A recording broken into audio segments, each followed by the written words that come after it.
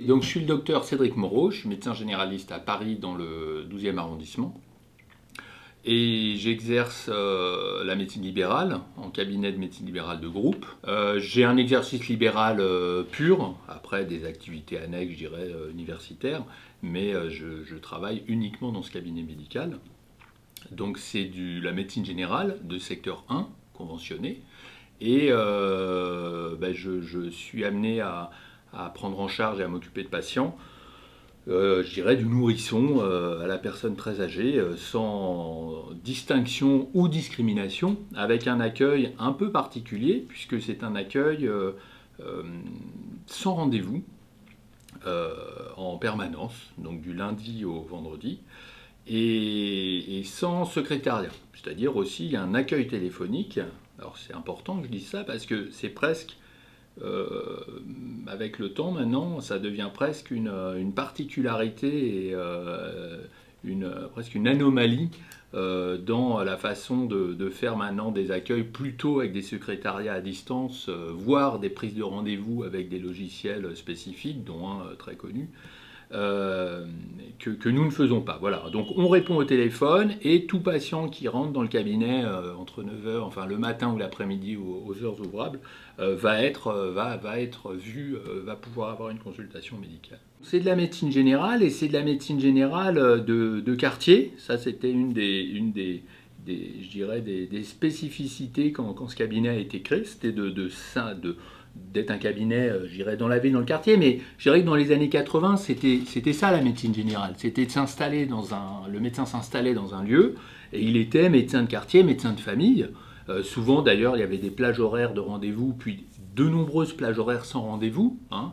C'est quelque chose qui a beaucoup changé, au point d'ailleurs que politiquement maintenant, il y a de nouveau la nécessité d'établir des plans pour faire ce qu'on appelle des programmations des soins non programmés, c'est-à-dire que maintenant il y a de la nécessité via le ministère de la Santé et les ARS d'essayer d'organiser avec les médecins généralistes l'accueil de patients pour des soins dits non programmés. Alors que c'était presque une évidence à l'époque, dans les années 80, il y avait toujours une plage horaire, je dirais, dans des cabinets pour un patient qui est malade, hein, il a une angine, une grippe. Si on lui donne rendez-vous 15 jours plus tard, chez un spécialiste, pourquoi pas, mais chez un médecin généraliste, c'est parfois un petit peu périlleux, d'autant que maintenant il y a l'histoire du médecin traitant, donc parfois ils n'ont pas forcément le choix, les patients, ils sont un peu figés sur un cabinet. Mais c'est presque l'essence, le cœur de la médecine générale, en tout cas quand elle était, je dirais, médecin de famille, mais qui se pratique dans plein d'endroits. Il faut aussi se dire que la médecine générale, je pense qu'on ne peut pas appréhender de la même manière, et c'est d'ailleurs toutes les idées maintenant d'adapter au plus près en fonction des régions. Alors il y a les ARS, les agences régionales de santé, qui vont normalement coacher, piloter en fonction des régions et de demandes. J'ai pas moi la même pratique à Paris 12e.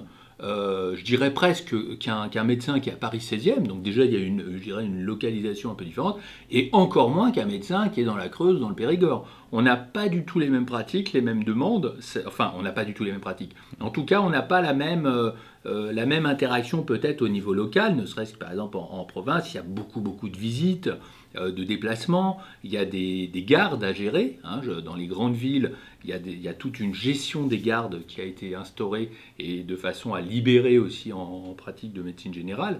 Donc je pense qu'il faut aussi, en fonction des régions, il y a des demandes et je dirais des actions qui sont un peu différentes avec malheureusement dans certains lieux des déserts médicaux. Ça demande, pour faire ce boulot-là, je crois que ça demande un vrai ajustement en permanence. Il faut être très adapté, s'ajuster, pouvoir dire à un patient qu'on va le rappeler aussi. Et moi, le téléphone, notamment pendant la période Covid, ça a été quelque chose qui était notre outil de travail, le téléphone. Alors d'ailleurs, ça a même été reconnu pendant un court moment par l'agence de santé, enfin par le ministère, pour que les consultations téléphoniques soient prises en charge, parce qu'à un moment, les patients ne venaient plus. Hein. Il y a eu toute une période où on a dit aux patients ne sortez plus de chez vous, n'allez pas. Donc on a eu beaucoup le téléphone, mais le téléphone, c'est remarquable. C'est vrai on téléphone, on appelle le patient, encore plus quand on connaît le patient. Parce que c'est là toute la différence entre un appel visio, une visioconsultation, un patient lambda qui rencontre un médecin lambda, si je puis dire, ni l'un ni l'autre ne se connaissent,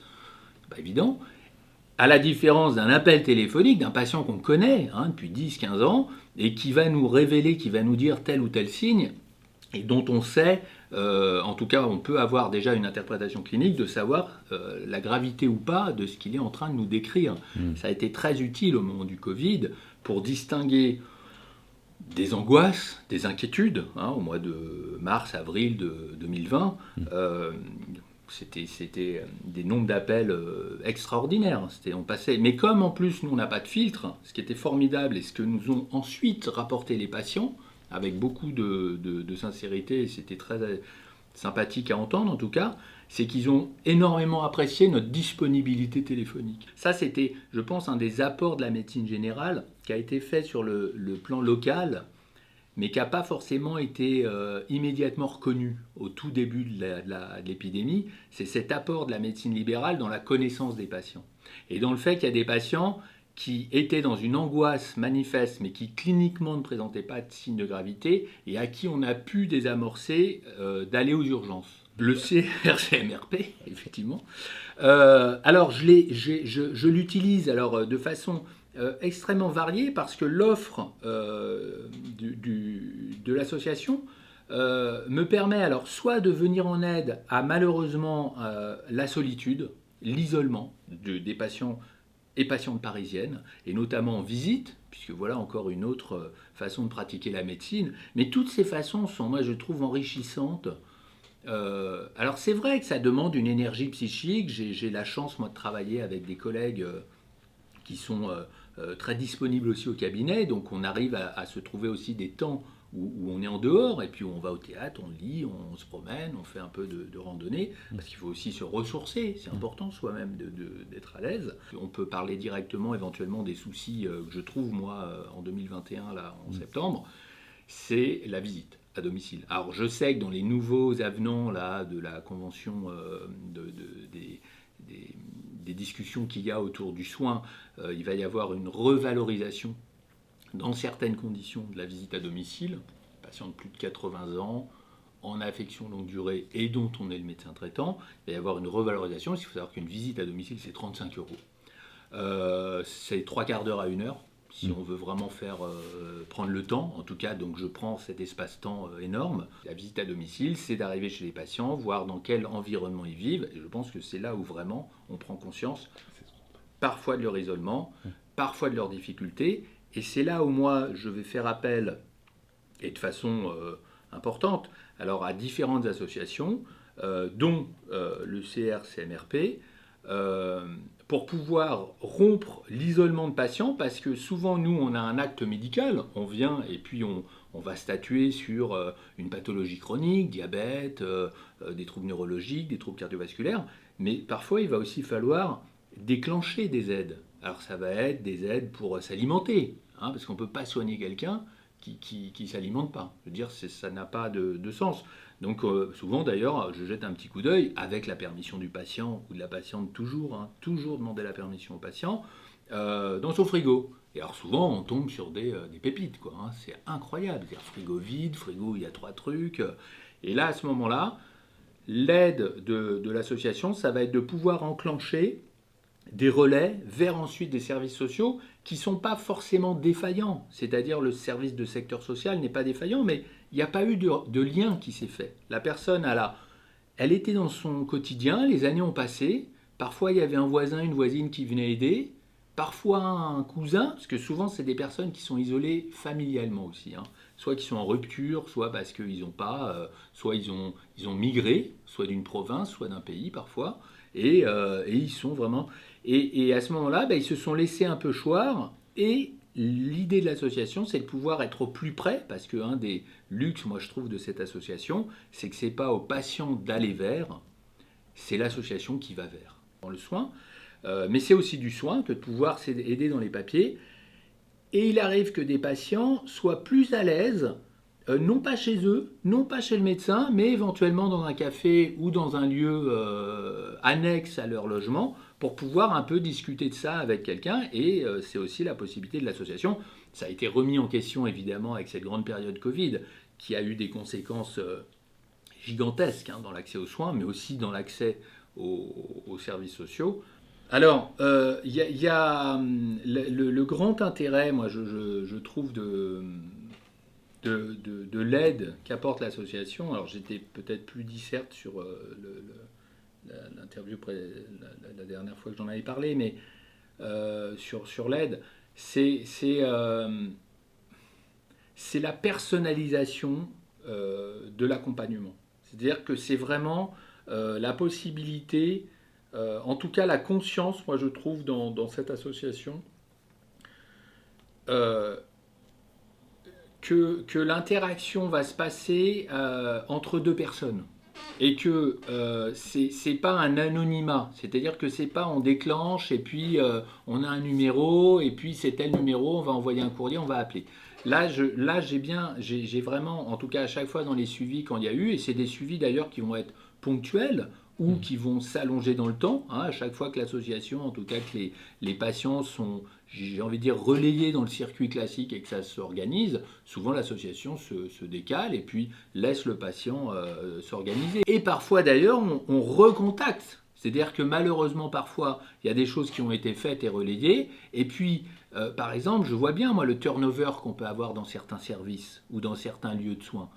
Et c'est difficile pour les patients, hein. Ils se sont confiés à un médecin, ils se sont confiés à une assistante sociale ou à un éducateur, et puis du jour au lendemain, c'est plus la même personne. Ben, des fois, c'est pas évident mais on sent bien que c'est une volonté de l'époque actuelle, hein, l'interchangeabilité. Mais on ne peut pas changer des souvenirs, des histoires, et parfois un accompagnement qui fait qu'on a vécu des choses de l'ordre de l'intime. C'est vraiment l'idée de venir quand c'est nécessaire, pas 15 jours, pas un mois plus tard. C'est quand c'est nécessaire, et de pouvoir accompagner intimement la personne, parce que ça veut dire quand même qu'on rentre parfois chez la personne dans ce qu'elle a parfois de plus difficile à exprimer, parce que c'est là où ça va pas, hein. Quand ça va, c'est facile de dire, mais quand ça va pas, et de pouvoir vraiment les accompagner au plus près. Alors, à développer, bien sûr, parce que c'est souvent sur parfois c'est un rouage,